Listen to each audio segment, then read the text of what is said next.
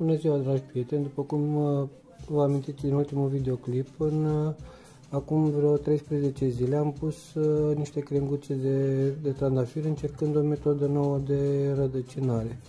Văd că au ieșit din turbă, au ieșit câteva frunzulițe, așa că o să încerc să văd dacă cumva s-au rădăcinat sau nu. Oricum e în mijlocul iernii, deci nu am prea mari așteptări.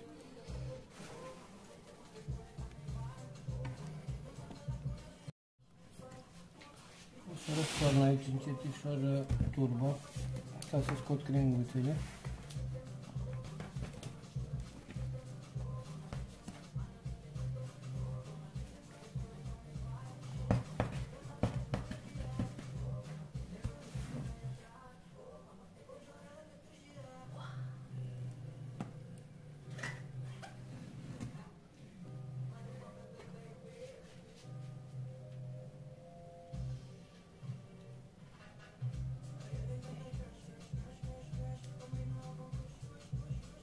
Rădăcini nu prea văd să fi făcut, au făcut doar muguri pentru frunzulițe, dar totuși văd că câteva au făcut calus aici jos, deci e posibil să facă și rădăcină la un moment dat.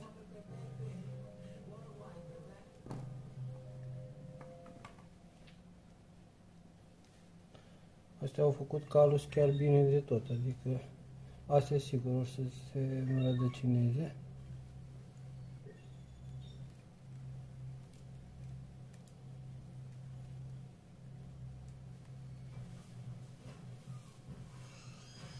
Învârte mașina, nu spală, învârte, curge din cupă, consumă lumină. Învârte mașina. Wow, neașteptat.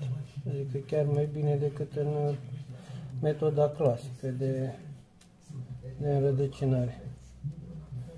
Marea majoritate dau semne bune.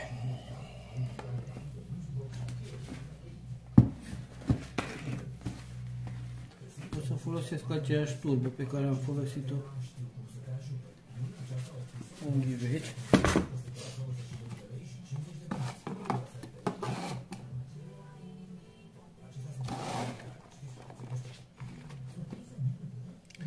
Având în vedere că nu am așteptări foarte mari, o să pun câte două în fiecare ghivecel și o să văd ulterior.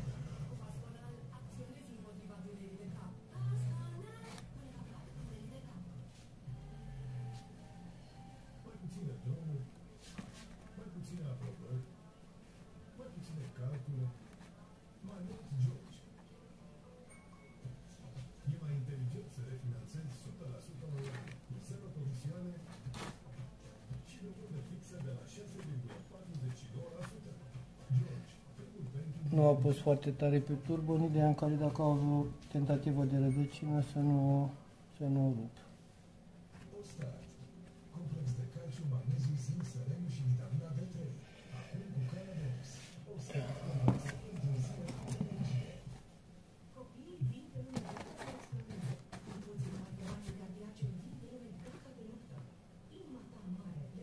Oh, ce bine arată ăsta.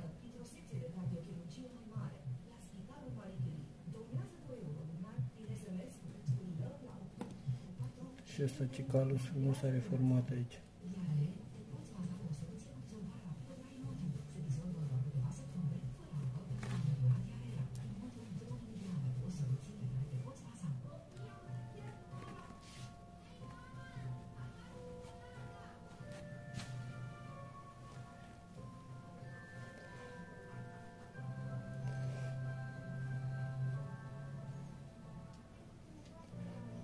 Dacă se aprinde măcar jumătate, având în vedere că e 20 ianuarie, aș declara-o cea mai eficientă metodă de înmulțit trandafiri, mai ales în sezonul ăsta.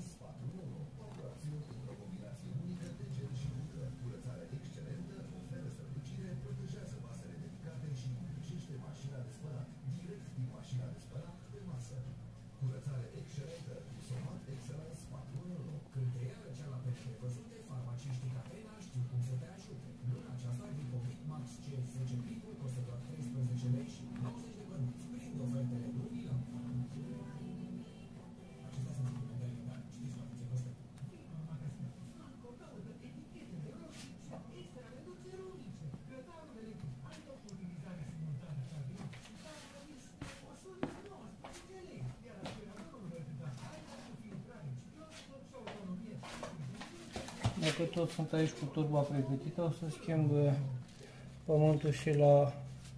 Asta e un pui de borganvilea care nu stă foarte bine aici în ghivecelul ăsta, o să încerc să-i pun un pic mai mare. Observați rădăcinile.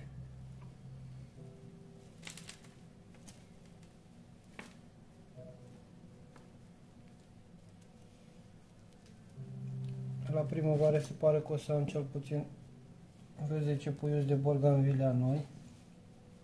Nu o să crească foarte ușor, dar având în vedere că sunt foarte scumpi și la noi în țară sunt mai greu de găsit.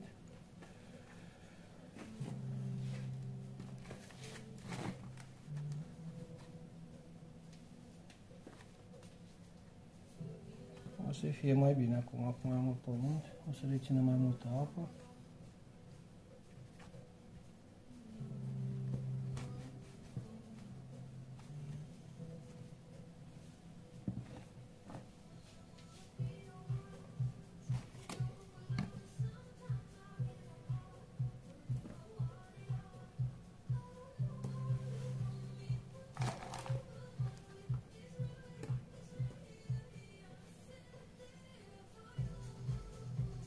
Aici au pornit chiar frumos rădăcinile.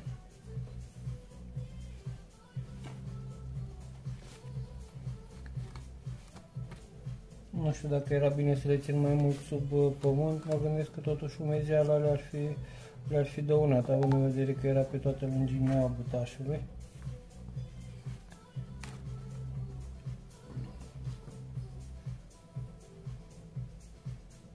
Asta e un trandafir cățărător foarte frumos în grena și parfumat.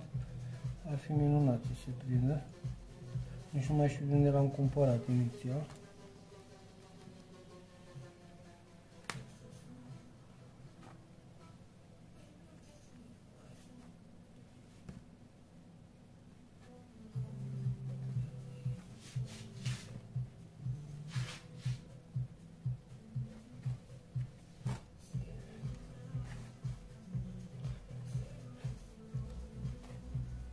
Cam atât pentru astăzi. Eu o să continui cu ceilalți butași care mi-au rămas.